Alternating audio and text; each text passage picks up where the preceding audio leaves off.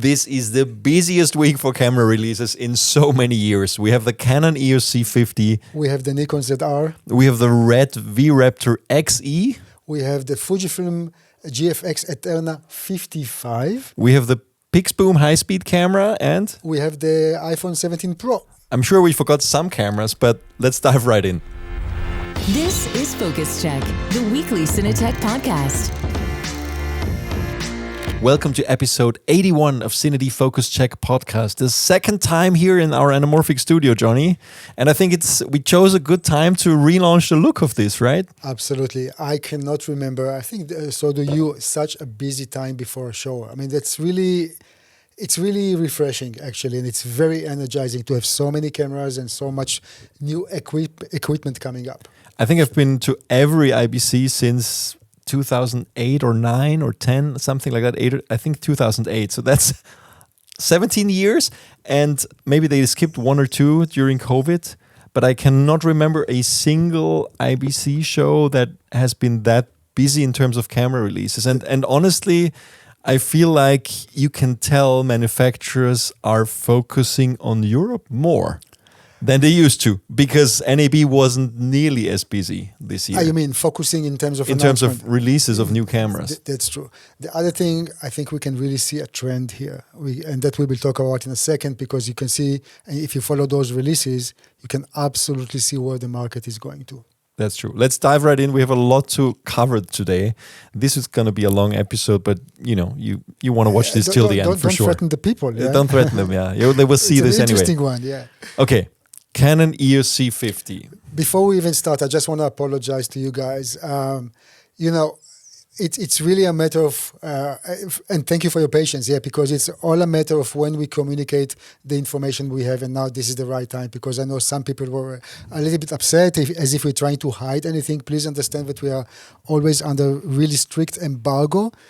And we are signing an NDA with many companies. We simply can't share the information beforehand, but we are making everything we can to be able to share the information when the embargo is being lifted. And now back to you, Nino. Yes, and also we don't do rumors. Like we don't do rumors, and that's why we have good relationships to the manufacturers, because we play by those rules, and it's understandable.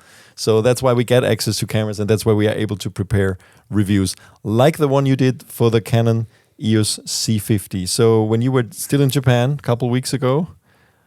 Yeah, I mean, where to start? First of all, I want to thank Canon Europe and Canon Japan for allowing us to use the camera. It's a pre-production model, and throughout the years, I've been using, I think, every single Canon camera out there. It doesn't matter if it's a DSLR, mirrorless, or even a cinema camera. And you know what, Nino? This is the one that I liked or loved the most. It's almost as if this camera was built for me. When I say for me, I mean that I'm a small person. I'm not very big. It's so easy and comfortable to hold. It's easy to work with. Although, and we're going to talk about specifications in a second, I really hope that maybe a CineD version of this camera will be introduced in a year from now with an EVF and IBIS. But not to confuse you guys. This is just a little joke, yeah. So this camera has so many things that we always wanted. It's small, it's compact, it's really directly competing with the Sony FX3. The sensor is new, the processor is the one that you can find in other Canon cameras. But really the crown, the jewel on the crown is the 7K resolution, open gate 3x2. And this really allows two main things. One, you can really work with spherical lenses, and you can literally frame you can conduct your framing in such a way that you can crop in post later. Doesn't matter if it's vertical or horizontal. And even more important for our creative work, because of the open gate feature, you can film with anamorphic. And they have all the you can de-squeeze in the monitor or in the EVF 1.3, 1.5, 1.8, and 2 times. And the camera itself, like with any other Canon out there, it simply produces beautiful images. It's such a joy to work with. And when I talk about open gate, you can also shoot in 2 flavors. One is compressed, which is fine, but the other one is, of course, in RAW. you can record in up to RAW ST. I mean, LT or ST, you cannot do the RAW HQ. But, for the naked eye, what I say, you can't really see the difference. It's just a matter of how much data you squeeze in. And in 7K, you can do without crop up to 30 frames per second. And then when you go down, also in 4K, 60p, still no crop. And then slowly you start to crop all the way to 2K, 180 frames per second. And yeah, I mean, if you have anything specific to ask about the camera, I can, of course, talk about the mini documentary itself, because I do recommend the people to watch it, even for the reason of tranquility. If you're busy and if you have a busy life, the aim was to go to, it's called the Kiso Valley in Japan, really a remote place, 3.5 hours away from Osaka, 3 hours from Tokyo. You have to take the bullet train in order to get there. And when I came, I really genuinely felt like end of the world. Yeah. And it also took Kana like a few hours to come and pick me up. And I was just there in the station. And in purpose, I'm really not researching where I'm going to. I want to be impressed firsthand. It doesn't matter which story I'm doing. I don't wanna hear, I don't wanna see anything before. I want to come to a place. I want to be surprised. And that was exactly the thing, it's like, okay, where am I now? And of course, I know Japan, I love Japan. That felt a little bit different. And then Kana picked me up. As an anecdote, I did a story with Kana 5 years ago. That was when the Sony a7S III was introduced, and Kana is a mountain runner, and I was chasing after her. It was a completely different pace. It was a completely different energy. But 5 years later, Kana is also in a different place in life. Yeah, and she moved from the busy town. She still visits Tokyo, of course, but she moved to a place. She actually bought with a friend a 150 years old house. I don't want to tell you guys how much it cost, because it's amazing how cheap it is. Yeah, and then she really put herself into refurbishing and rebuilding the house itself, and the end result is absolutely gorgeous. Yeah, and in the near future, Kana and her friend will offer this as an Airbnb or whatever. I'm really sold. This is a place when you want to be disconnected from the world.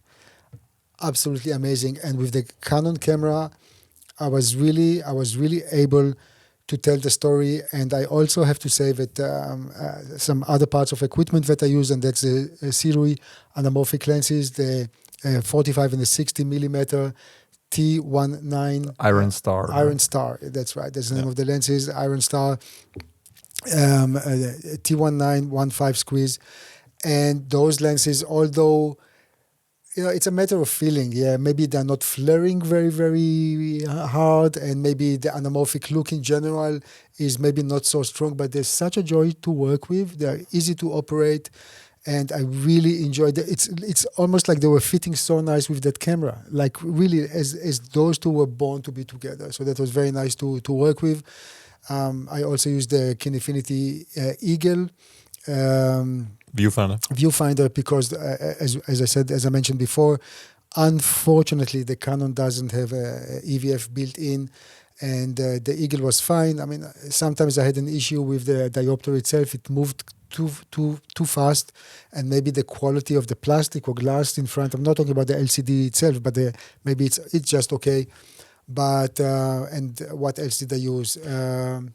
Let me just just add a few comments here. I think, it's quite an irony. I think that you shot a review with the same person you shot before, but with a manufacturer from a camera from a different manufacturer. Like 5 years ago, the A7S III was a big hit. I mean, it was when it came out. We remember amazing camera at the time, delivering, really putting Sony above the competition, right? And people will know that the A7S III is technically identical to the FX3. That's right. The sensor is the same, everything is the same. It just FX3 has a different body and no viewfinder, basically. So Sony still has this camera in the market. The FX3 is still there. I mean, of course, thing, it's there. Right? Yeah. It hasn't been updated. And now with the same person, you shoot a review of a competitor of that FX3, which literally, I think it's fair to say, blows Sony completely out of the water. If you look at what this EOS C50 is capable of doing, I mean, even if it was just a internal RAW recording, it would be a lot more. But we have OpenGate, we have all those different resolutions, much higher resolution, 7K, everything. I mean, everything about this camera, it's better in every way. I think you also say this in the review, and it's so true. You know, like it's simply, this is a camera for 2025, and the FX3 is not. Yeah.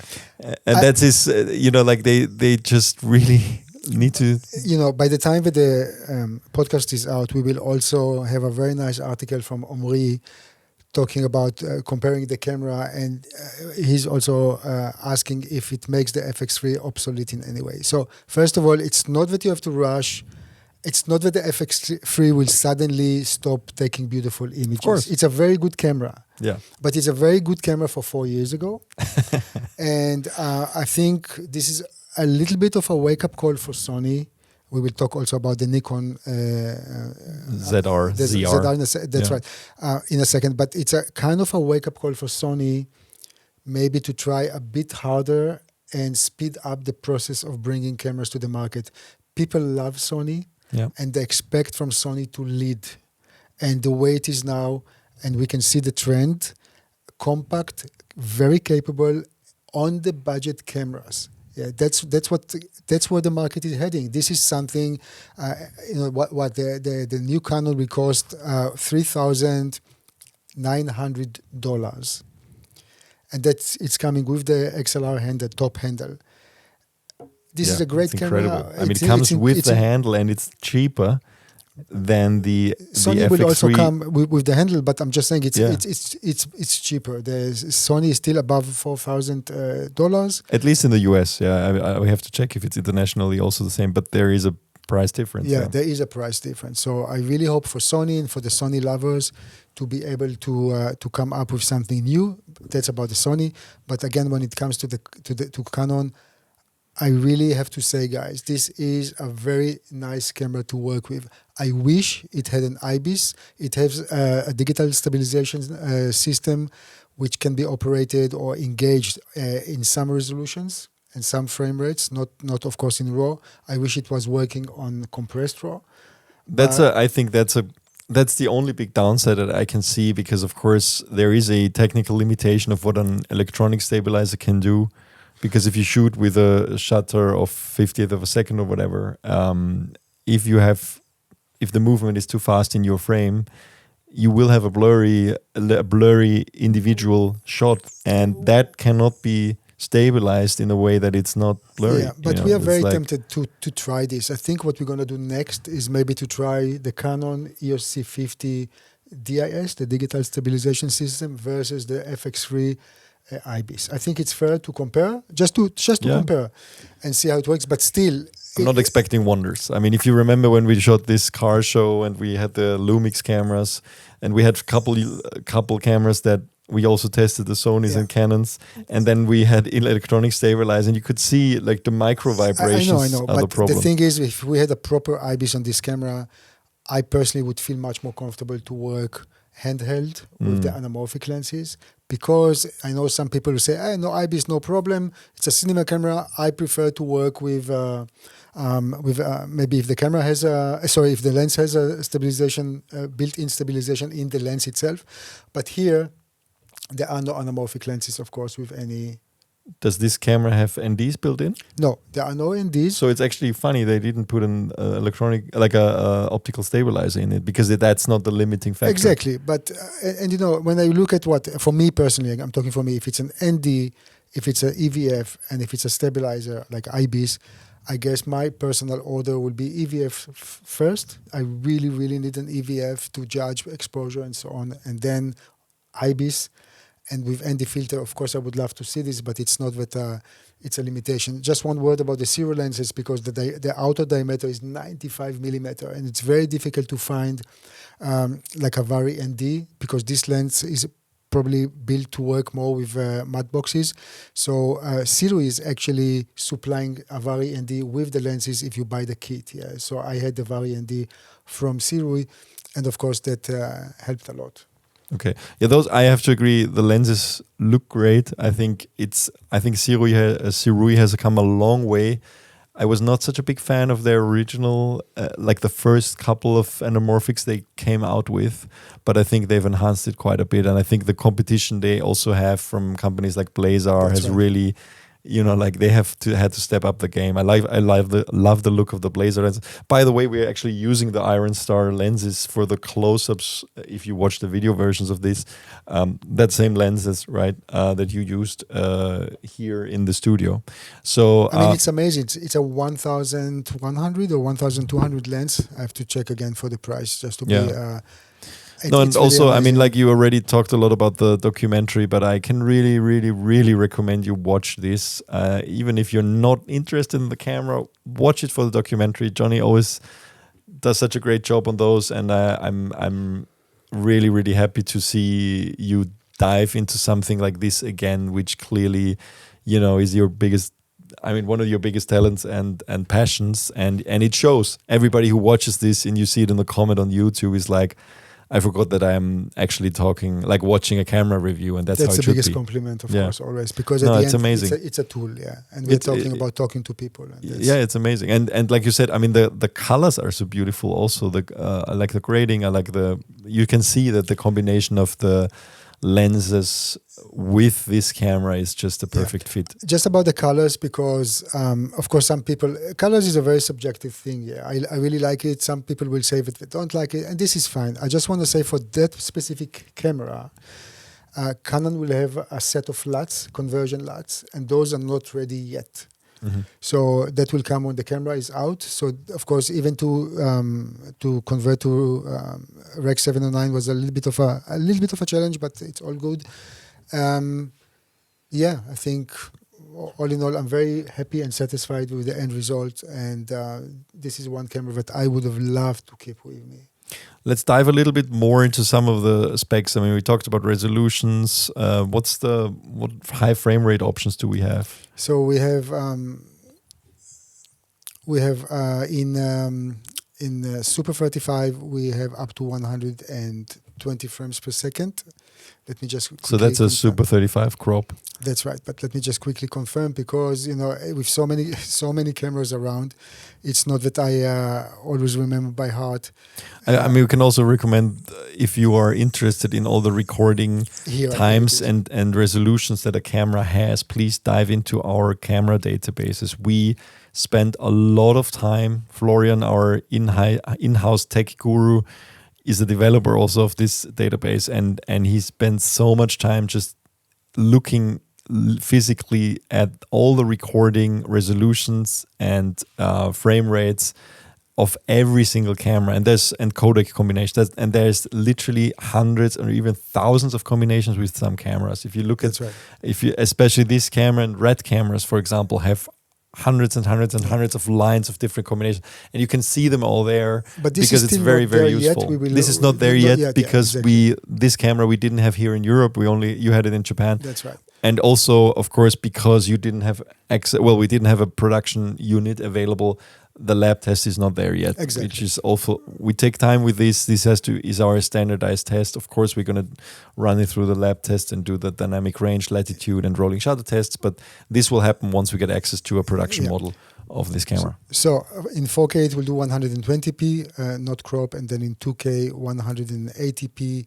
And of course, it's also a photo camera. It can do 32 megapixels, high resolution images, although I have to be clear, the aim of this camera is, of course, filmmakers. Yeah, it's just funny, if you look at the camera, you can see how much they really took a page out of the success that Sony had with the FX3. You can just repeat that, and it's literally similar size, maybe a little bit bigger. It's a bit thicker, but it's thicker, legit, but it's really made for filmmaking, and it's the same kind of thing that it doesn't have a EVF, which we're not big fans about, but that's how it is, and a lot of people seem to not mind that. And I think the biggest difference in terms of the only thing that I can think of that the FX3 has that this one doesn't have is literally the sensor stabilizer. Yeah. Yes, and also the mechanical shutter, but that's really for the for photographers. Yeah. Other than that, you have out of the box the shutter angle, which really always help. You don't have to mess up with settings. You just choose your frame rate, and you know it's going to be 180 degrees. Yeah.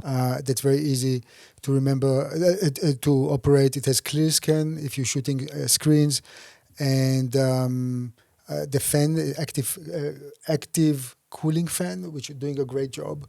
And I know some people were asking about the battery life. I didn't measure it here, but I had literally 2 batteries for the whole shooting day, and I didn't felt limited in any way. But I do promise to run a whole battery test when we get the camera again, because I know for people it's. Is it a new battery standard or?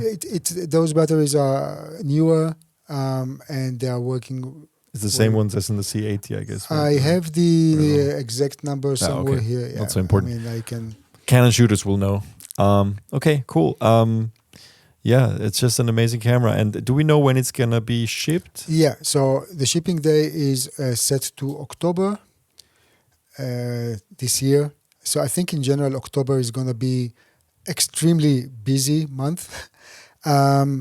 And the other thing is I want to talk about quickly the firmware update for the EOS C400, C80. And just before that, actually, I'm really surprised. I mean, the price in euros is much, much low. I thought that it's lower, huh? because of the tariffs, but it's like 3,176 euros at CVP. That is, of course, without the VAT or sales tax. But that is considerably lower. It's very competitive, and this is another thing that Canon, I think, changed in the overall strategy. In the end, like if you look at the old days, I think the cameras were quite expensive compared to others, and now it's extremely. Yeah. We saw this first with the C400. Actually, I think with the C400, and because then that was like 8,000, and that was really amazing. Yeah. I think it was before we commit on a price, and people will ask, "Hey, why can't I buy the C400 for 8,000?" But let's you're euros. right. It's 8,500. Yeah. And the C80 took it to the next level with being sold for 5,500, and now we have a camera like in this. the old days, a lot of people chose Sony over Canon because Canon was more expensive, but people said they like the Canon colors more, and now that's even not the case anymore. So in this example, you actually have the... That's right. And just to correct myself, get more for the money. The camera will be shipped by the end of this year. I don't have the exact time, end of the year. But of course, since this is the less expensive one in the Canon EOS Cinema line, and I'm sure people will say, hey, I just bought a very expensive camera, and where is the open gate? So just that you know that the C400, EOS C400 will also get a firmware update, and that will allow shooting in open gate, 3x2 open gate in this camera.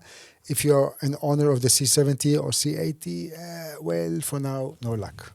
Okay, well, that's amazing to get open gate recording with a firmware update. I can just again say, hello, Sony. But open gate recording with a firmware update. That's what we want. Yeah.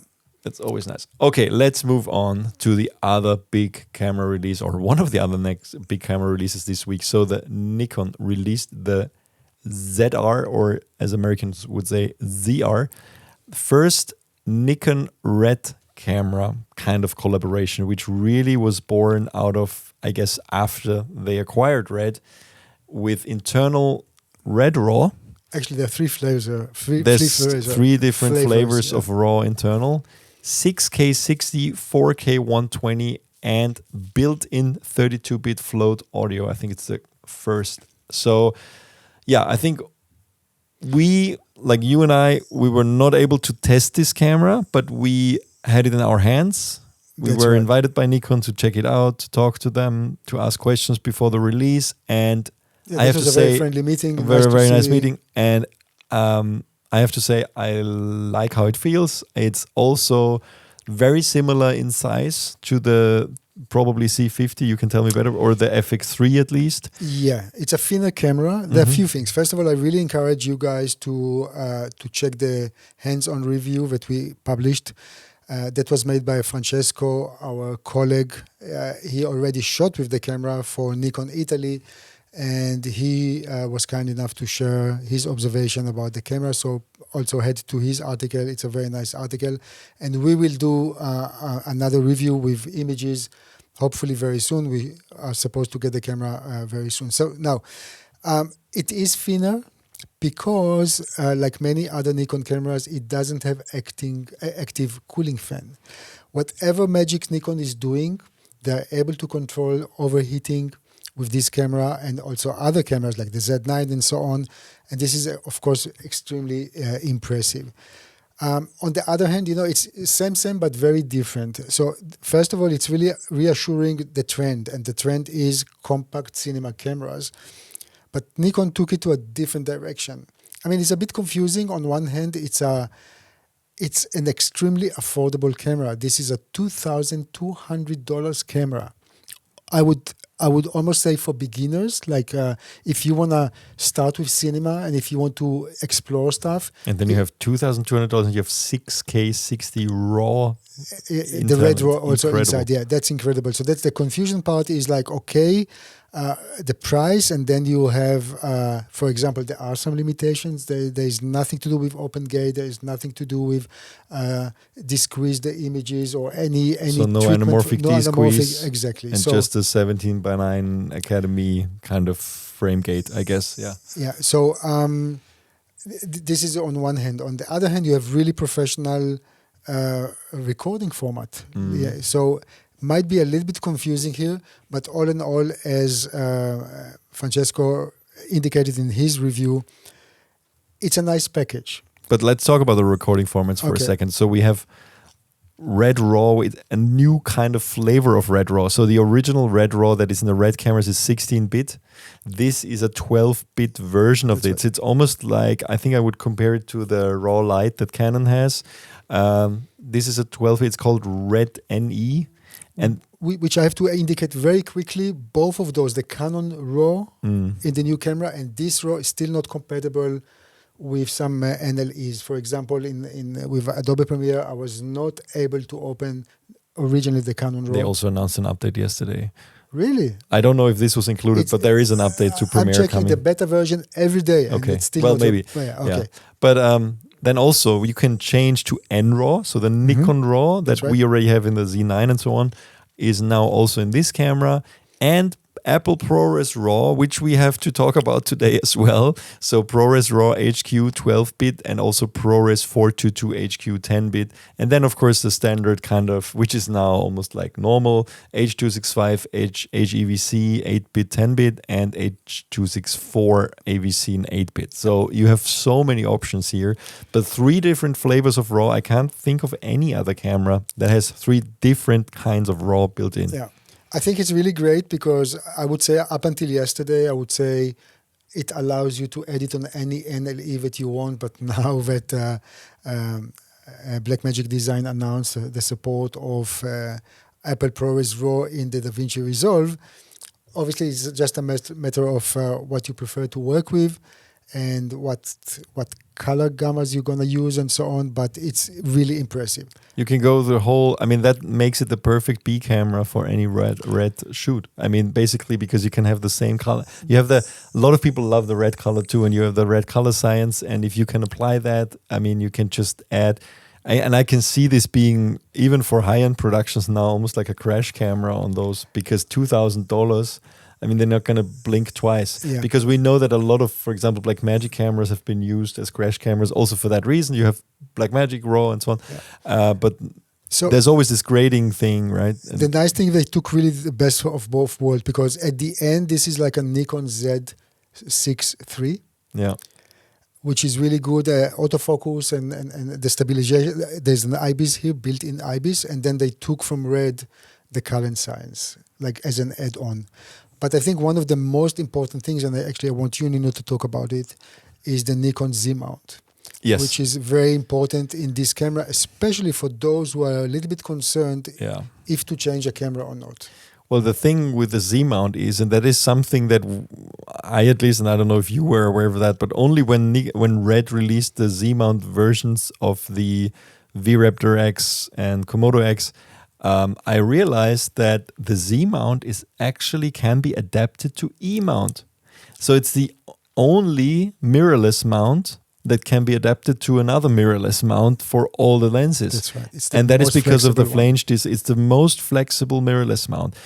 And that means we know how much, we did this poll a couple of weeks ago of what camera systems people are actually using. And we know that the dominant one is simply Sony. And now we have Sony kind of being behind with releasing new stuff, in terms of features compared to what Panasonic, Fujifilm, especially Panasonic, Nikon, and Canon have released. And now we have the ability to adapt E-mount lenses to Nikon cameras. So that makes this camera, the Nikon ZR, the Trojan horse for Sony shooters. Because we know how much you're locked into a system if you have a set of lenses. And a lot of people now own a set of E-mount lenses. So if you want to change from the Sony ecosystem to Canon, for example, because you're impressed by the C50, you will have to sell all your lenses. You cannot adapt E-mount lenses to RF, but you can adapt your E-mount lenses to the Nikon Z-mount. So you are able to change to a Nikon camera, to a Nikon or Red camera with a Z-mount and have an adapter to E-mount. Now, I don't know exactly if there are, if the autofocus will work fully, and if there probably will be electronic ways to do that as well. For example, Viltrox has active mount. Yeah, so some of them do have like a dummy one with no electronic. But we never know. There needs to be probably firmware updates for each lens and so on. But the possibility is there, and that actually puts Nikon in the same spot, and that's also the irony here, that Sony found themselves in over 10 years ago, where you had Canon sleeping on their hands, sitting on their hands doing nothing for many years for entry-level filmmakers, when Sony started releasing the alpha cameras and really kind of got into, at that time we were happy about 4:2:2 video, right? 4:2:2 8-bit and then 10-bit at some point, but it really was 8-bit 4:2:2 at the beginning, and Canon DSLRs with the 5D Mark II, and what came later had line skipping and all that. And then Sony came out with the Alpha series, and then everybody could just change to Sony because it was very easy to adapt from the EF mount at the time to E-mount, sorry. And that now we have the same situation again almost. So people could choose to change to this Nikon camera if they wanted to with all their E-mount lenses. For me, it's almost like closing a circuit. Yeah. My first DSLR that can shoot video was a Nikon D90. And that opened the whole world for me. I think that's how we also met. Yeah. And that was actually the first camera to shoot video, 720p, but still, that was... And then Nikon kind of was not so sure what to do with this. I can only guess it's a very conservative company. And they literally left the stage to Canon, and the Canon came with the 5D Mark II, and that took all the glory, in a way. Yeah. Now when I see this camera, I would presume that it's opening a whole new line for Nikon/Red. I think it's only the beginning. I think one feature that we haven't talked about is the huge LCD screen that this camera has. Yes. It's like a 4-inch screen, very bright one, 1,000 nits or something. Yeah. But will because it doesn't have an EVF, but I guess for those who likes to work with a monitor, that may be the answer. That's the screen you want built into a camera. When I held it in my hands, for me, I also would prefer an EVF, don't get me wrong. Yeah. But I always struggle with the small screens on, it doesn't matter if it's an Alpha or a Canon or whatever. These small screens, very difficult to focus. You always need to focus more magnification, and it's easy to get the focus wrong. 4-inch at this resolution and this brightness is the perfect in-body screen size. Nice. And this camera really built to do everything inside the body. Yeah. Why do I say this? Because, for example, it has a micro HDMI connector, and then you ask yourself, what? Why? Cinema camera. But again, if you have a nice screen, maybe you don't need an external monitor. Yeah. For me, perfect. Yeah, but maybe others. Yeah. And then since you have so many robust internal codecs for recording, you don't need an external recorder. Yeah. So this micro HDMI, okay, fine. The other thing is is the micro SD card. I mean, it has two cards built in. One is the CF Express Type B. This is, of course, for the more demanding recording formats. And then the micro SD card, which is, kind of, we are not 100% sure why I think they told us you can move stuff, like you can copy, like you can make space free on your CF Express Type B cards, just move it over to a micro SD. You cannot record proxies for now. Yeah. I mean, there's no way to record parallel and at a lower resolution. Hopefully that will change too. We know that Nikon is extremely good and fast with firmware updates. I mean, if you can look at some of their cameras, you're really wow. It's like they're always supporting it. So I hope that after the initial feedback from us and from others who are using the camera, they will be able to push a firmware update for the camera. Yeah. But all in all, I think it's a beginning. We will have much more at IBC. We will talk to a Nikon representative. And please also expect two things from us. One is a full review with proper video, and the other is, of course, a lab test of the camera. Well, we're talking about IBC interviews. We will talk to basically all of them. We will talk to Nikon, we'll talk to Canon, we'll talk to Sony, we'll talk to Blackmagic Design. So we will have interviews basically about all of this.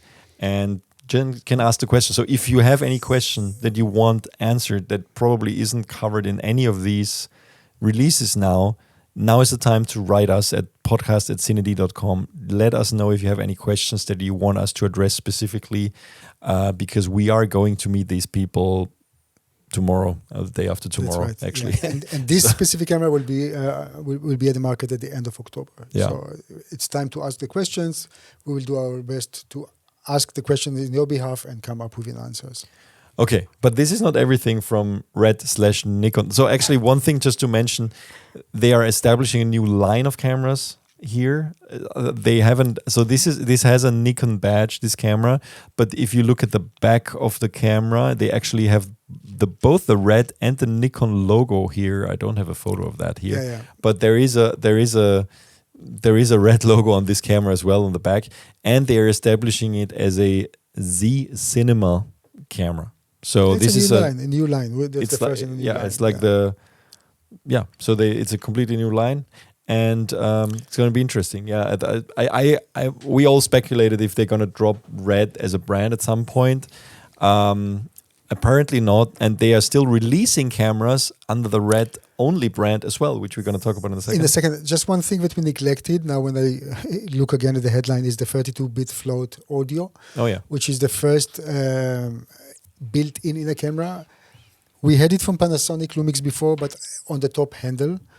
What is not 100% clear for us, I mean, they also introduced like a shotgun microphone that sits on the camera and that's communicating in a digital way to the camera, and then the 32-bit float makes sense, of course. But if you're working in interview situations, of course, the 32-bit float is being recorded on the hardware, on the transmitter themselves. Currently, there is no way, to the best of our understanding, to transmit 32-bit float to the receiver. So we just have to see if it's more of a gimmick thing or if it's if it's beneficial for us as filmmaker to work with something like this. Well, I think there simply hasn't been a reason for those manufacturers of those transmitters to even offer the transmission of 32-bit, because so far there have been almost no ways to record it, at least in a camera. But even recorders are quite recent. I mean, not only recently you have small Zoom recorders that do 32-bit and so on. So now is the time for, companies like Rode, Holyland, DJI Ceremonic. at some point, Ceremonic, to come out with 32-bit float transmission. I don't think there's a technical limitation to that. We're talking about audio files. I mean, they're still relatively manageable in terms of size. I mean, Felix, behind the scenes, will know that probably it's possible, right? To send some packages of 32-bit float audio across the air. While Felix is thinking, I don't know. One thing is for sure, that can really bypass some of the intellectual property. Like we know that some companies are not allowed to record 32-bit internally because Zascom is the one to own the patent here. Yeah. But imagine if you are able to transmit it without even recording internally to anything, to the camera that will record it. I wonder if you bypass the issue here or you create another one, and then I have no clue. But Felix, do you have an answer for us about Or it's difficult? Hard to say. Difficult. Okay, we'll see. I mean, I think maybe already at IBC we'll see if some audio gear manufacturers will announce at least something like this will be coming, because of course that would be quite useful if you don't have then to it's rely. very useful. Then it's really great. Yeah. Although one thing will never change: if you send a signal in a wireless way, cuts can always Of course. happen. So you still need the backup in the transmitter itself in case of a disaster. Well, unless you have listened to it with headphones anyway from the camera, and then you will know. Anyway, good. But let's move on to another Nikon Red thing. Well, actually, as I said before, they don't drop the Red brand. So there's still a Red-only branded camera, which was just released. And the funny thing is, this Red V-Raptor XE that was kind of like almost like a... In the press release of the ZR, it was almost like a side note at the bottom. In any other week, this would have been huge news by itself, because the Red V-Raptor XE that was just announced is literally half the price of the original Red V-Raptor X, and it only kind of cuts the frame rates in half. So that's why the E, essential. They literally take the essential. Exactly. It's called the E stands for essential. And I mean, they don't take so many features away from it. It's still a global shutter camera, which is amazing. The main selling point. The main selling point, absolutely. And basically, it's half the frame rates as it was before. You still have the 8K sensor. You still have most of the things you had. Well, the 8K is up to 60p, then 6K up to 80p, 4K up to 120p, and 2K up to 240p. Of course, with the red typical crop that occurs when you drop in resolution. Yeah. So and also the price, because we haven't mentioned. We said half the price, and half the price here is just shy of $15,000. Yeah, and the only other things that are worth mentioning that are missing in terms of features is the extended highlights mode. That's right. And what's also missing are the phantom track modes. But this is. We're not really familiar with that, but it's only something that's really relevant if you're into virtual production.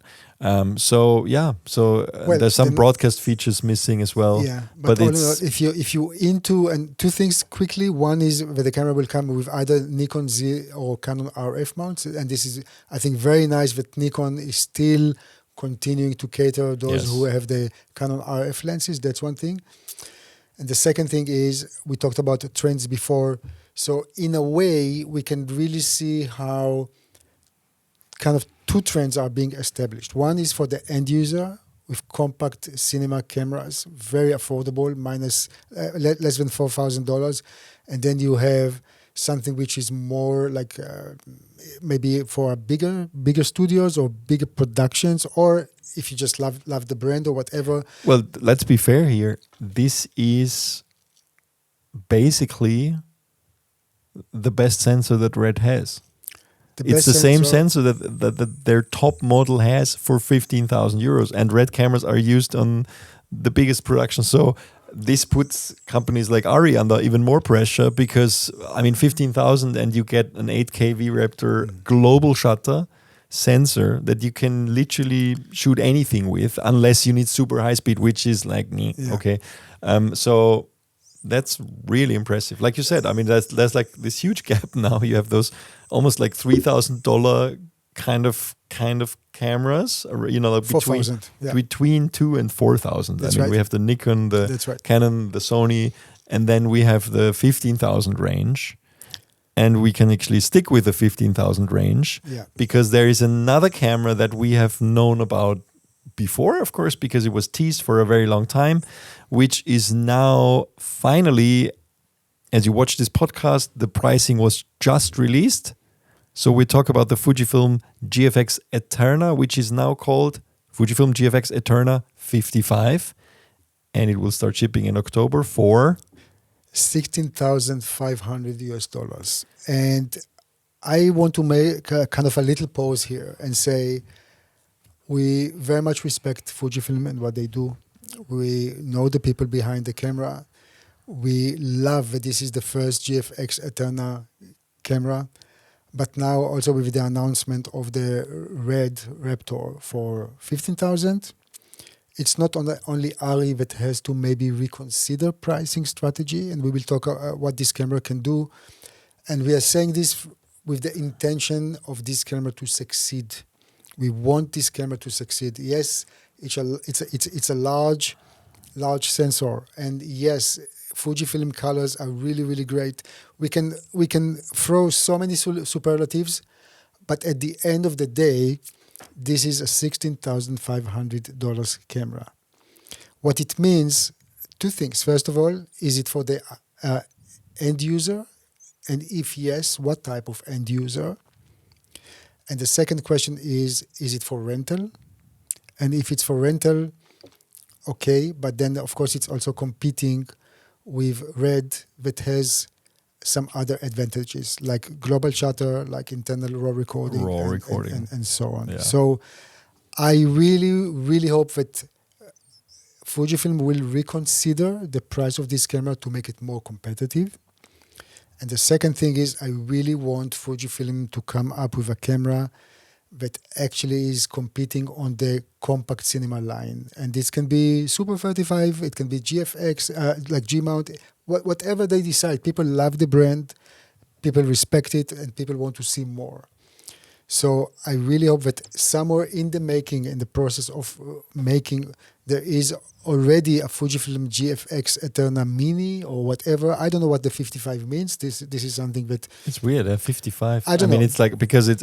I mean, if you think about the only similar name, we'll probably know by the time you hear this, because of course we talked to Fujifilm actually in the day before IBC. With an interview about the... So when you actually watch or listen to this, we're already in Amsterdam, but this was recorded the day before. But so the only other camera that has a similar name is of course the Alexa 65, and it's called 65 because of that large 65mm sensor.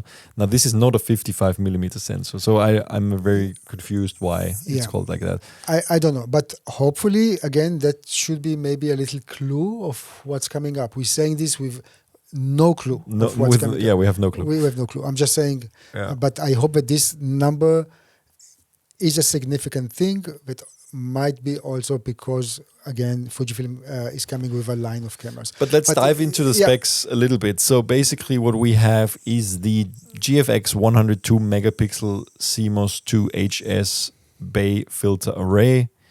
And the full sensor dimension is, I think it's fair to say, it is even larger than the Red Vista Vision. We have 43.8 by 33.9 millimeters, and it can use basically all of that sensor for recording, which is amazing, of course. You really have this huge sensor in the open gate. In the open gate. You can cover the whole sensor and really capture that, photographers would say, medium format / large format video, which is unique. Yeah, in this open gate, it's a 4:3 aspect ratio, and you can capture up to, like in UHD or 4K, you can capture up to 48 frames per second. There are other modes here, but including native recording in 5.8K 239.1, which might be nice. This is like what Blackmagic Design is doing, and other companies too. Just really out of the box, you already have something nice. 8K DCI is big, so you have DCI with full 8K dot by dot resolution.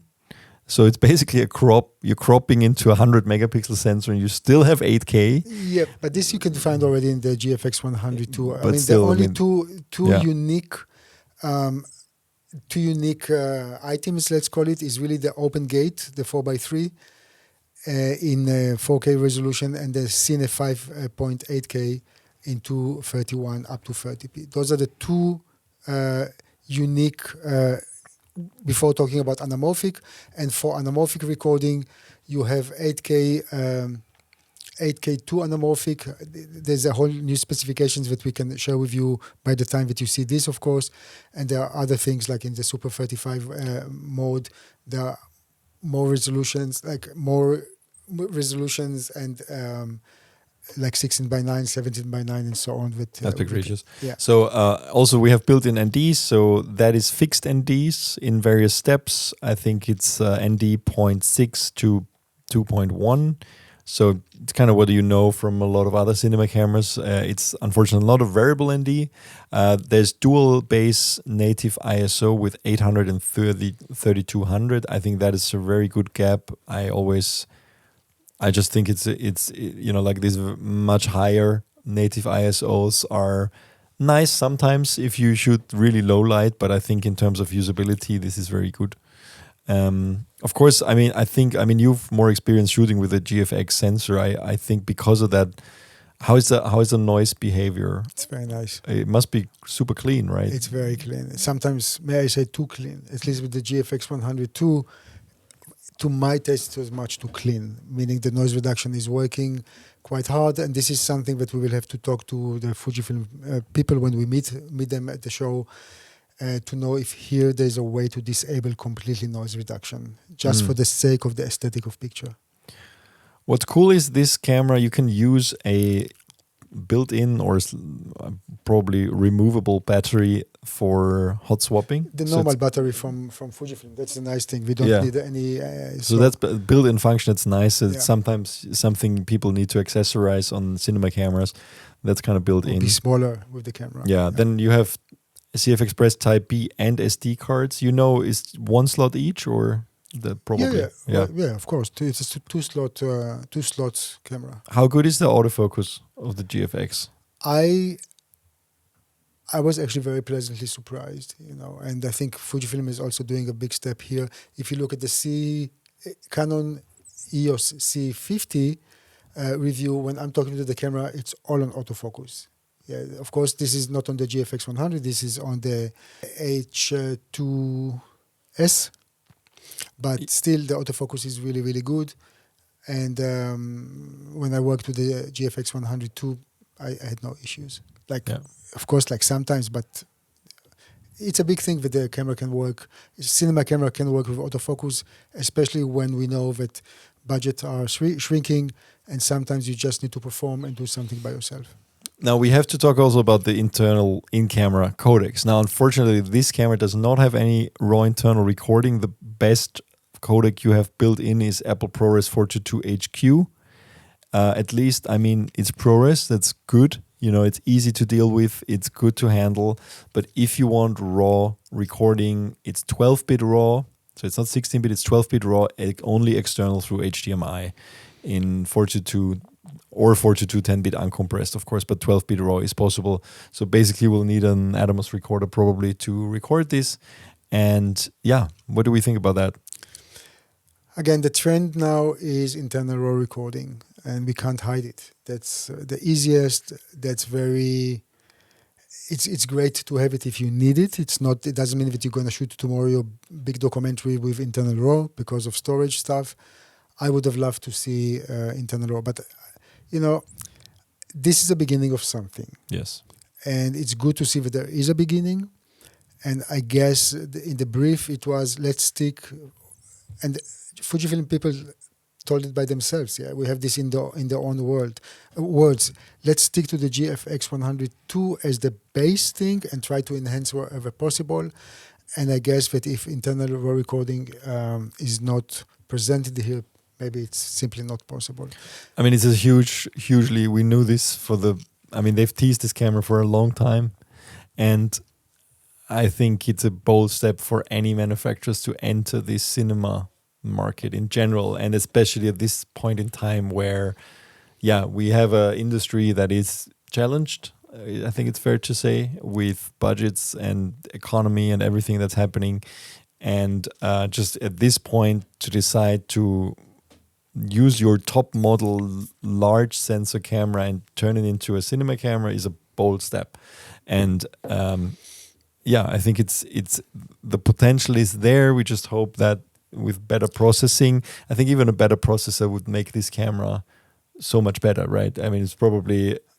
I don't know. Again, let's concentrate on what it has, not what the future will bring. I'm just saying, I want to touch this camera. I want to work with this. I want to see how the rolling shutter is, because that was a bit of a concern with the GFX 102. I'm very much looking forward, because the strength of Fujifilm was always color science. And they are developing new film simulations that probably you can really, you can work also on this cinema camera. You will be able to shoot in F-Log 2, but then later you will be able to put not only Rec 709 but other color simulation from them on top, and that's really great. So there's a lot to look for, but on the other hand, let's see where this journey for Fujifilm will take them to. The onboard LCD monitor is 5-inch, which is great. It's large. So I'm very curious to see that. It's 2000 nits also, and it's HD resolution, but I think the size is great. You know, like we talked about the 4-inch screen on the no Nikon EVF, VR. like many other. No EVF, but it can be added. I mean, it's a cinema. Exactly. I think in a camera of this size, it's not such a big deal, because you can simply add it without kind of compromising the overall shape. Yeah, that's right. So I like the flexibility here, but to have this 5-inch touchscreen monitor on board, which is of course giving you the full control of the camera, is great. There's also a 3-inch side monitor, I think, which is also big, which gives you additional controls, and and there's all the wireless connectivity, Frame.io integration, and a lot of other stuff like that. Yeah, so let's Good. see. I mean, let's. I think we will be able to reveal even more details during the interview. Yeah. If there's anything specific that you guys want to know about the upcoming GFX ETERNA 55, please share with us. We promise to ask this, and we're all going to be more knowledgeable as of Friday. Yeah. So Oren Sofa, the guy behind The Creator, this amazing movie that was shot on the FX3, shot the launch film for the GFX ETERNA. It's called OK. We haven't seen it yet. I just have a quote here. And he says that the robust color science provides all the range I need to craft beautiful imagery that meets the intention behind my and the director's creative vision. The native 4x3 large format sensor is a massive and flexible canvas, fantastic for anything from landscapes to portraiture style imagery and beyond. We'll try to get him to talk to us. I don't know if he's going to be there. If he's not, he will be there. Yeah, let's try and get talk to him, because I'd be very curious to hear from him on this camera. Okay, but that's not everything for camera releases, and we're already an hour in. Exactly an hour into the podcast, and we're still not done with new cameras. So the next one we're going to talk about Pixboom is called Pixboom. Now this is the smallest release, I think it's fair to say, of this week, but in a way also something it's amazing. It's an absolutely neglected kind of field. So super high-speed cameras, and we're not talking about normal cameras that can shoot some high speed. Super high-speed cameras has been the holy grail of Phantom Vision Research, I think the company is called, and very few other players like FreeFly that have released cameras that are able to shoot high frame rates, and they have been, I would say, prohibitively expensive in a way. You need specific operators and very high, very expensive cameras and storage media. And now we have a company called Pixboom, which released the Spark, what they call revolutionary high-speed cinema camera that really makes its debut at IBC 2025. We are going to interview them. We're going to talk to them. We're going to see what it looks like. And what's special about it? Well, first of all, this is a niche that I think we both were wondering so many times. How come none of the reputable camera manufacturers is actually doing something about it? It's almost like an uncharted field that was so far, $100,000 US dollars. Really, only a few manufacturers did it, and we all love slow motion. It's so nice. So here comes this Chinese company, very nice people behind it, and actually the camera itself is going to be also presented in Kickstarter. And let me just start with the end price for this camera will be $8,000 US dollars. This is super early backers. If you are if you want to back it in Kickstarter. But we have to mention the frame rate. So it's up to 1,800 frames per second in 2K and up to 1,000 frames per second in 4K, which is what the Phantom Flex 4K does, which is the top model. I mean, there are many things to mention. First of all, it has a global shutter.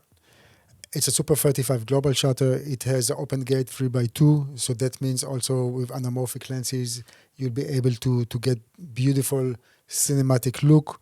And then, of course, when you go down with the down with the resolution, but you go up with the frame rates, and it's all it's recording in RAW. So that's also it has an internal buffer and so on. We will know much more about the camera when we talk to the manufacturer, but this is certainly something to look at. And if you're into high-speed recording and you need something specific, it's a niche, it's a tool for very specific stuff. I think this is a very valid option. Again, for complete disclosure, we're gonna test the camera very soon.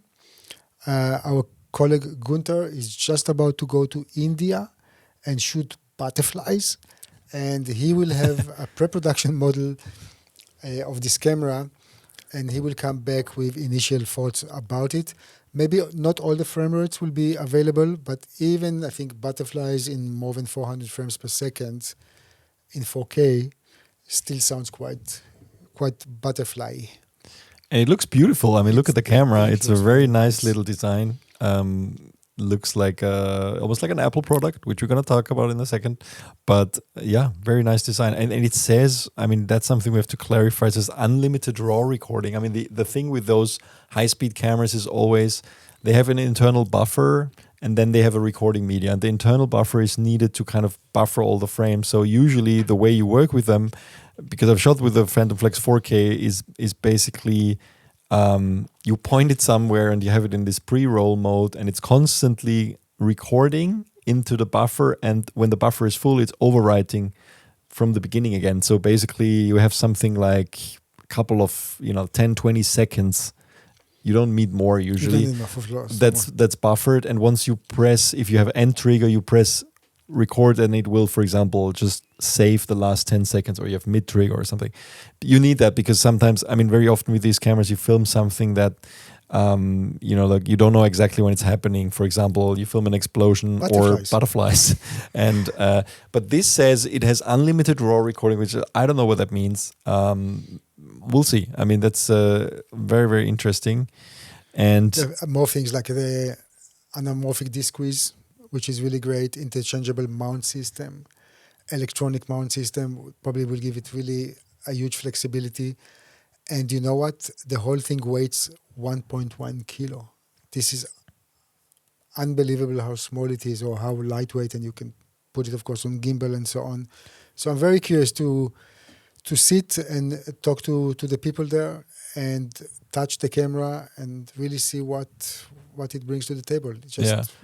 Here's some more footage that they released already. I think it looks what we can tell now is all the stuff in good lighting looks amazing. We know that high-speed cameras need a lot of light, of course, because if you record at high frame rates, and you can see in some of the studio stuff, you see the differences to that kind of stuff. But it looks amazing. I mean, they claim it's 13 stops of dynamic range, which is a lot for a high-speed cinema camera. Global shutter.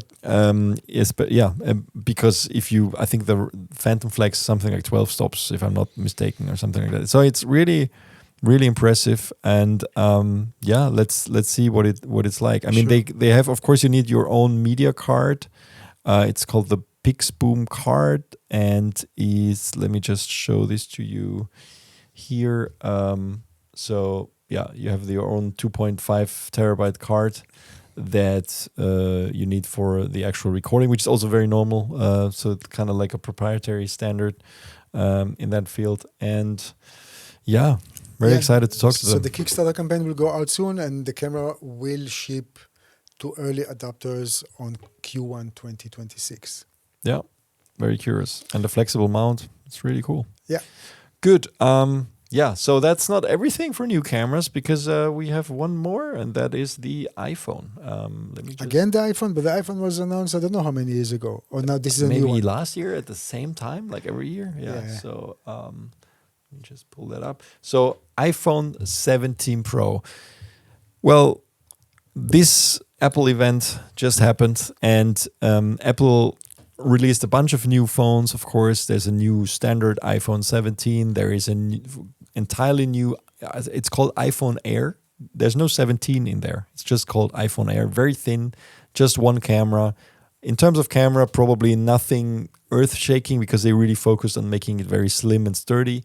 But of course, we also have the new iPhone 17 Pro, which for the first time in many years, they're changing the design. I think the design we have in the current iPhone still, and when I say current, is the 16 Pro, is still the same design we've seen introduced with the iPhone 11 a couple of years ago, which is kind of this protrusion here of those camera array. Now with the 17, they're really changing it for the first time in many years, and it looks like this. It's basically the whole camera unit in a way gets wider. It's really either you like it or you don't like it. It contains more technology, and they explain it in the keynote video, which of course is a celebration of manufacturing as well. They do a great job at kind of showing what it's like. Let me just see if we have it here.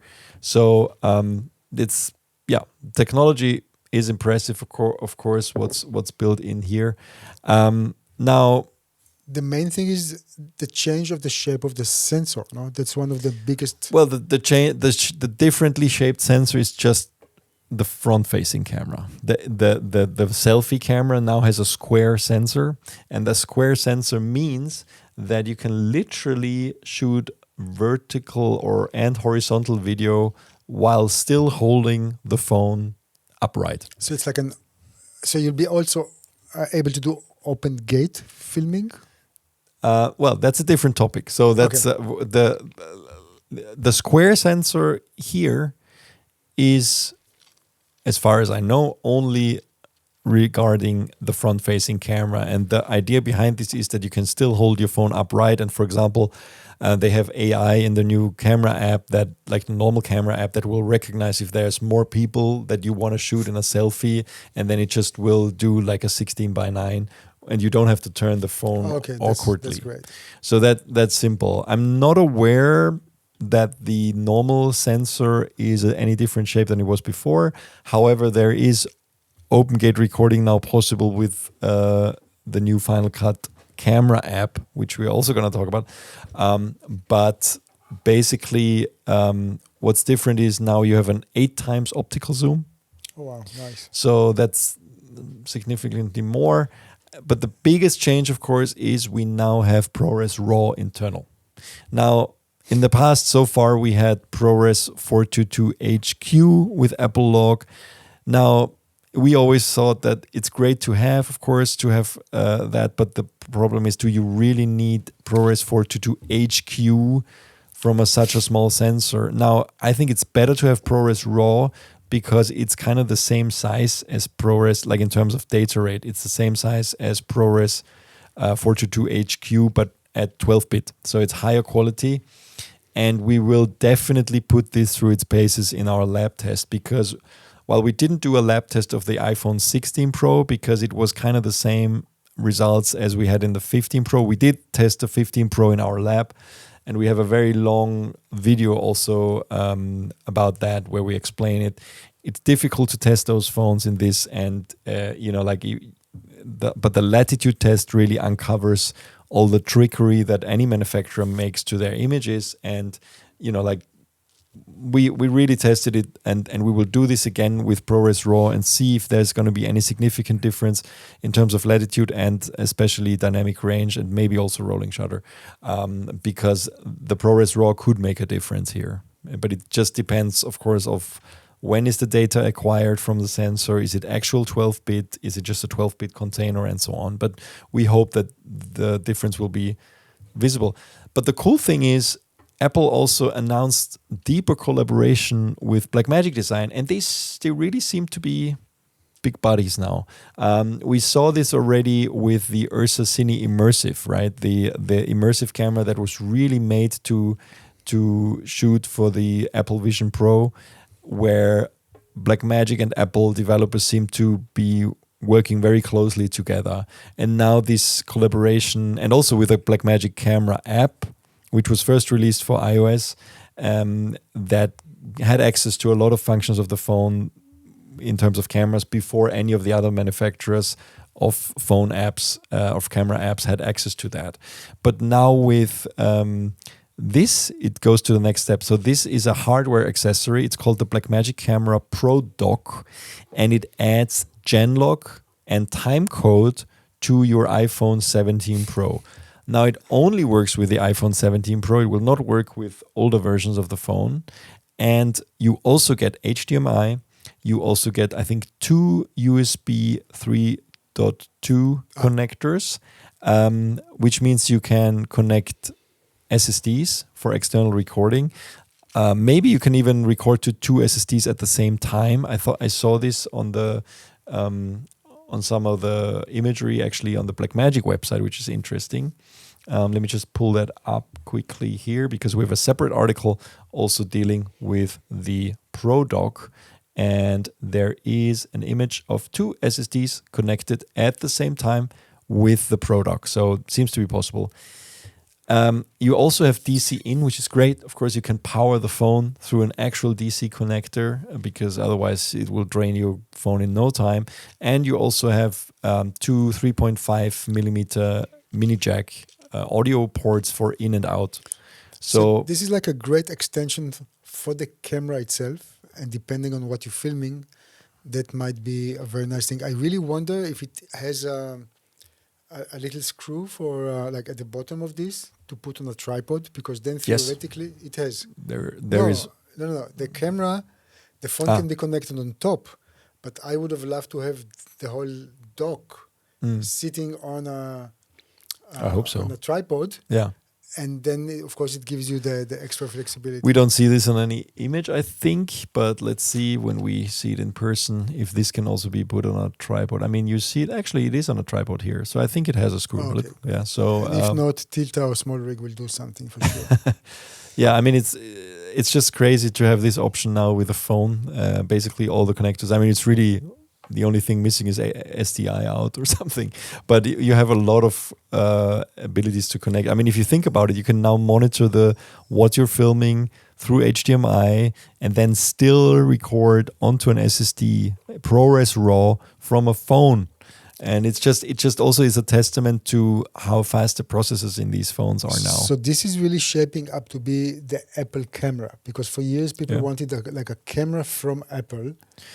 But the phone is kind of the phone itself is becoming a more and more capable camera device. Well, which is interesting because we saw the Chinese companies taking a different approach with interchangeable lenses and bigger sensors and so on. Here it looks like more about connectivity and like to adapt to a certain workflow.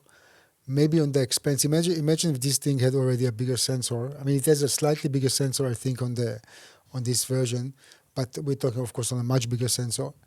Let's see. Let's see. I mean, of course, in photography, it's also better, the phone itself. So, you have higher resolution. I think it's 48 megapixels. Maybe it was the same before, to be honest. I don't know. But we really talk about video.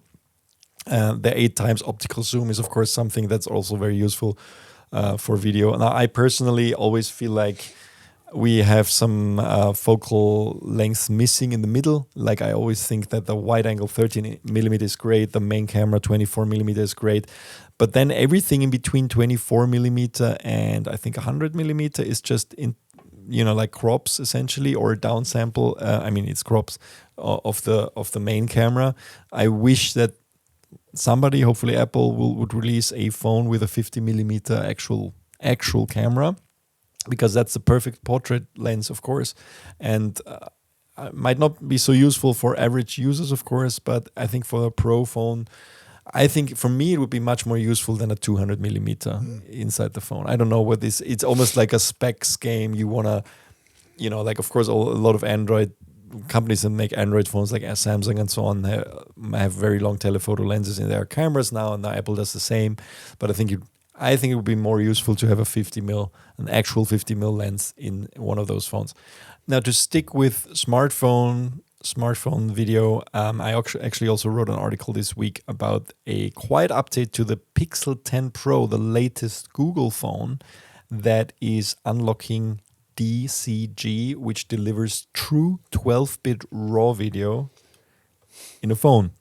Now, as far as I'm aware, Apple doesn't have this, also not in the latest phone. And it's funny that Google actually unlocked this, because I'm not such a big expert on Android phones, but there's a bunch of other manufacturers that use the same sensor for their latest flagship phones, like Xiaomi and Samsung and so on, and they have not enabled that recording.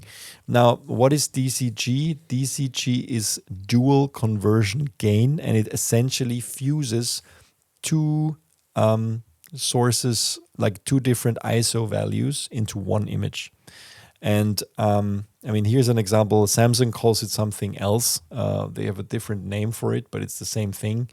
And it ends up being cleaner video. And we got in, Elliot Fitzroy got in touch with us. So thank you, Elliot, from Epic Tutorials on YouTube, and shared his video with us, which I really recommend you watch. And he did some tests with the Google Pixel 10 Pro with and without DCG enabled, and it's staggering. I mean, if you just look at this is just a waveform. On the left, you have DCG off, and on the right, you have it on. You can see how much cleaner the shadows suddenly are, and also an actual footage, same thing here. You see how much better and cleaner the image is once it's enabled. Now, there has been some discussion, which he also quotes on Reddit and other forums, where people are saying this is not actual 12-bit, but it is, according to him, because it's not, it's not like a double kind of exposure kind of thing. It is just reading the sensor twice at the same time at different ISO values and then fuses it. So you don't have ghosting artifacts and all that. That can happen, of course, otherwise. So that's amazing. It's very impressive that this is in a phone now. And of course, it's still a small sensor with all the downsides of a small sensor, which means, of course, less light sensitivity and so on. But that noise can be much more easily cleaned up. And this DCG looks like a really, really cool technology. So check that out. Google Pixel 10 Pro has a 12-bit RAW video mode built in now. I don't know what that means for file sizes, to be honest, and how it's actually recorded. I'm not familiar with that, but it's worth checking out for sure. Good. And I think we also have a couple other things that, when we are talking about smartphone filmmaking, that we can mention. First of all, Apple also quietly, they didn't even mention it in the keynote, released Final Cut Camera 2, and that unlocks OpenGate recording on the iPhone. It also introduces Apple Log 2 and ProRes RAW. I think Apple Log 2 is required for ProRes RAW. And that also enables you to use Genlock using that Blackmagic ProDock, Blackmagic camera ProDock that we mentioned, also with the native Apple app Final Cut Camera 2, which is the free camera app. I think I find the name a bit confusing, but it is called Final Cut Camera. I did a review of the Final Cut Pro for iPad 2, which is using Final Cut Camera to do multicam, live multicam. So you can check that out as well. But this is only for the iPhone 17 Pro, the OpenGate and... I'm not sure. That's the funny thing. We can try. I'm not sure if the OpenGate is only for the 17 Pro. What's for sure only for the 17 Pro is ProRes RAW and Genlock. I don't know if OpenGate is also available for the 16 Pro. We can try that out. We literally just released this news as we are recording this, so we don't know yet. We can try this out. I will try it out, and we can report next week. But and also at the same time, of course, synced with that, their best friends, Blackmagic Design, and they also released Blackmagic Camera 3.0, which is their camera app. which also supports, of course, a lot of the functions of the iPhone 17 Pro, I guess. And but there's actually a lot of other stuff, for example, clip syncing for multicam shoots, and really the integration with their Blackmagic camera ProDock. There's not so much to that. But basically 2 major new releases for these smartphone filming apps, which is all tied to the ProRes RAW release and the iPhone 17 Pro release. Now, let's move on to more software updates, and that is DaVinci Resolve 20.2. And while it might sound like a small update, but what it brings is finally ProRes RAW. Unbelievable. How many years have we been asking for that type of support, and finally it's here, and I think that is going to make so many people really very happy, but it also means that it's going to make DaVinci Resolve much more popular. I can only speculate why it took that long and why it's happened now. Now, if you look at those 2 companies and platforms, you have on one hand Apple, who developed ProRes RAW and the entire ProRes stuff, of course, and then who had a close cooperation with Atomos, which, of course, Atomos, we know there's a bit of a history. They are not best friends with Blackmagic Design. Now, on the other hand, Blackmagic Design had their own flavor of RAW, Blackmagic RAW, which is debayered in camera partly, and got around that red patent with that, and has been only supported by Blackmagic cameras, right, internally to record Blackmagic RAW.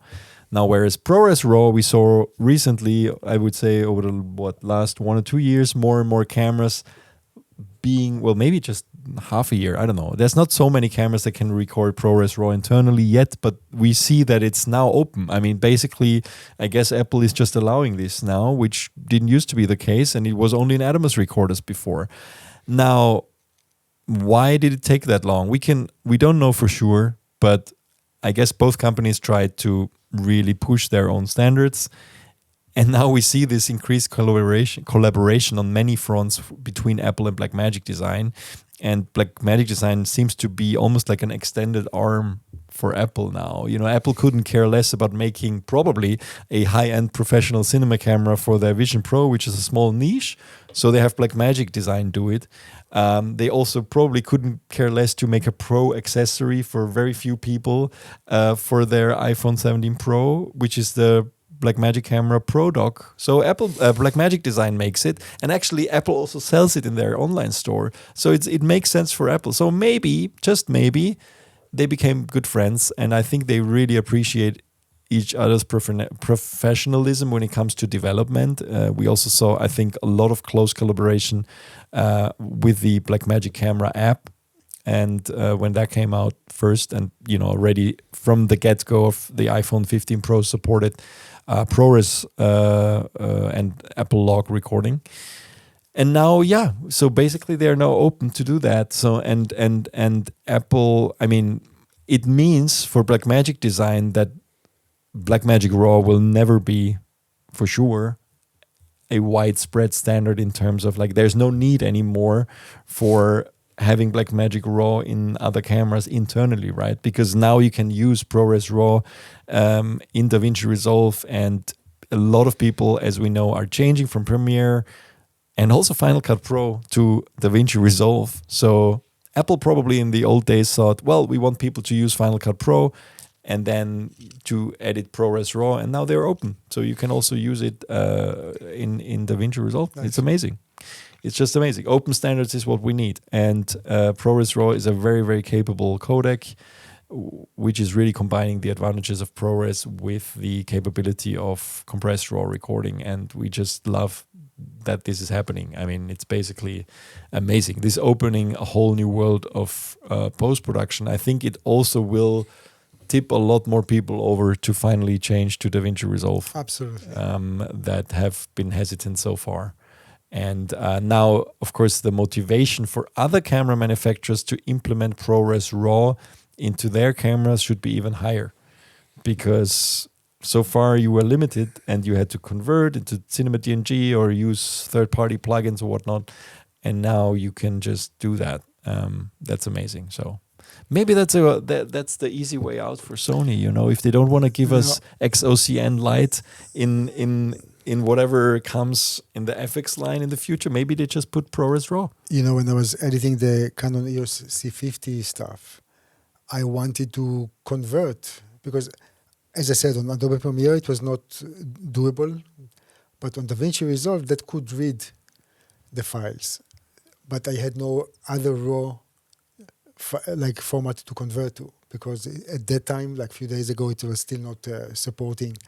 I don't think you can encode ProRes RAW anyway. It's only decoding. I mean, it's not a codec that you can export to. It's an acquisition codec. Yeah, not export. I thought to be a bit of a smart ass and try to re-encode from RAW, like one RAW codec to another, and then have the flexibility of actually play with the ISO, with the color, with the latitude, with the white balance and so on, but that did not work. Yeah.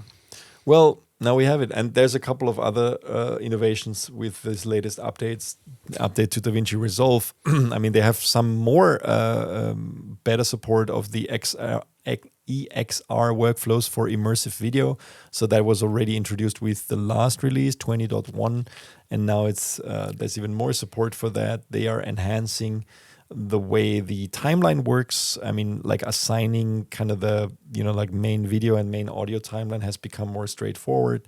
And a couple of other refinements, better ripple edits, and also some new effects actually that are added even to the normal editing and also to Fusion. So yeah, that's, of course, as always, a free update of DaVinci Resolve for both the free version and the studio version already available now. Now, before we finally close and before we lose we shouldn't lose our voices, because we still have to talk to a lot of people over the next few days at IBC for a lot of interviews. Let's just briefly mention the lens releases of this week. So Sigma expanded That's another hour. That's another hour, yeah. Let's just touch on them. So Sigma expanded their full-frame lens lineup with a 2200 zoom, 35mm f1.2 Mark II, and a 135mm f1.4 Art. So you want to say anything about that? Maybe quickly. I mean, the Sigma lenses, I think each and one of them is really exceptional. When you look at the 20 to 200 millimeter, of course, you don't expect it to be a very fast lens. It's like f3.5 to 6.3. But that looks like a very interesting lens to go with. I mean, it's small. It's small, yeah. But it's really interesting, like in terms of focal length that they chose. And this is something to look after. It's also not expensive. What is the price of this? Right here. I think that's a very affordable lens for 1,600 for Sony E, and I think it will also come for L mount usually, but that's what Sigma is doing. Second lens is the Sigma 35mm f1.2 DG2, and that's an updated version of a previous lens that they had from 2019. This is like 30% lighter and 20% shorter. And obviously it has a very nice bokeh, and 35mm f1.2. That's something that will always appeal when you take photos, and of course when you take videos also. And the last one is really unique. This is that's incredible. That's a 135mm f1.4. Wow.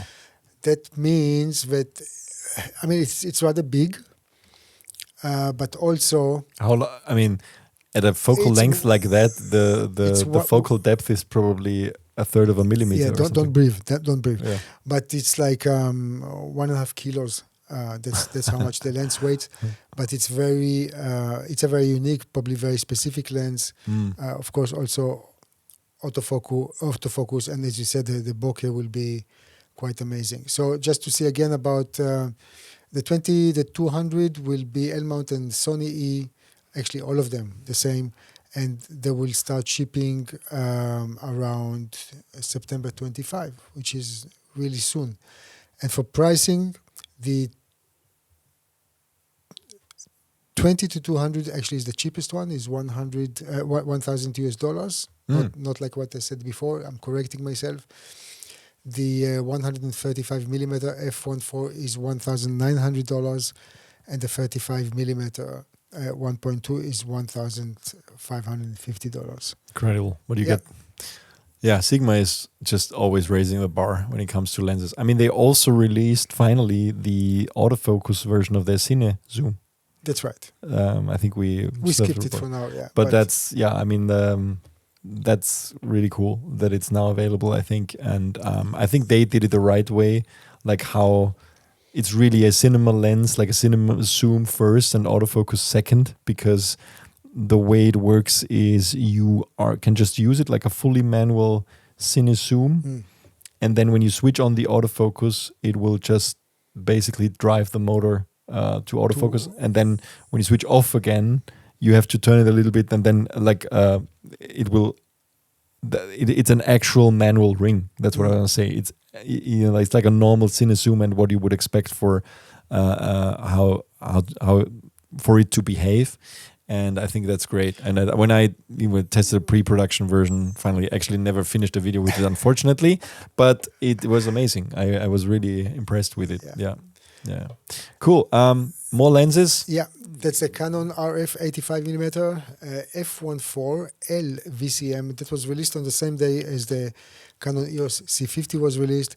This is what we call a compact portrait lens, and this is joining the already existing 20, 24, and 35 and 50 millimeter lenses in this in this range. Actually, I tried it. I had it with me. I shot with this a little bit. It's a very nice lens to work with. 85 millimeter for some, like a close portrait is quite nice. Maybe we'll get it again to test, but it just complete a whole series. That's this kind of hybrid lenses from Canon. They're catching up with the competition, I would say, because they still had some gaps in the RF lineup, and I think it's now they need already. Lenses. They need already, a lot of lenses. Exactly, yeah. And hopefully they can involve also third-party companies. That still are not allowed. But for full frame and not only for APS-C. Canon also released a CineServo zoom, 11 to 55 millimeters, so a wide-angle CineServo that also, of course, is in addition to their existing lineups. That's quite significant. It's very wide. It's T2.95 to T3.95. And I think it's nice to have. I mean, there's a lot of applications that I can see for that, especially if you're flying a camera on a Steadicam or Trinity or whatever. It's quite flexible to have that servo zoom there. And I like those lenses. I mean, I've used a lot of them on broadcast productions, even with Sony cameras a lot. And I think it's great that they're adding a wide-angle servo zoom. It's for broadcast, very popular lenses. Expensive, of course, $35,000, but I think that's what you expect for a lens like that. Typical rental item, I would say. I mean, rental houses love those things, and they can live forever. I mean, if you treat them nicely, and they are beautiful. I mean, they really make beautiful images, and it's kind of always combining this broadcast type lens with being able to fit on a larger sensor like Super 35, and And the last lens I want to mention, the FUJIFILM FUJINON GF32 to 90 millimeter with constant aperture of T35 OIS lens, and this lens is designed specifically for the GFX ETERNA 55. Native G mount. It covers the open gate recording as a wide focal length, as I just said, and the price. This is something that I still, of course, we have to verify. $6,000 US. That sounds very for a GFX lens. GFX lens. Rather fastish, because for this sensor size. We didn't actually mention that when we talked about the ETERNA 55, that basically, I mean, one of the challenges that Fujifilm has is that the lens choice is very limited, right? For this kind of for spherical lenses. Yeah, and then I really wonder if that's going to be the run and gun lens for this camera. I think I saw it already somewhere in a glass box, but actually it was even at NAB. But at that time there were not so many, not so much details Maybe about it. Gear. Yeah, and I really want to see. I really want to see this lens, see how big it is, and yeah, maybe it's an interesting lens. Cool. I think we'll wrap it up here. We're getting tired, and we still have to keep some energy for IBC. So when you see this, we're in Amsterdam, getting ready to shoot lots of interviews. Really, lots of them over the next 5 days. And if you like our podcast, leave a nice comment. Write us an email at podcast@CineD.com if you have any questions that you want us to ask to any of the manufacturers at IBC. I'll be happy to consider them. And don't forget to subscribe on your favorite podcasting platform, Apple Podcasts, Spotify, wherever you get your podcasts, or YouTube. And see you next week after IBC. Bye. Bye.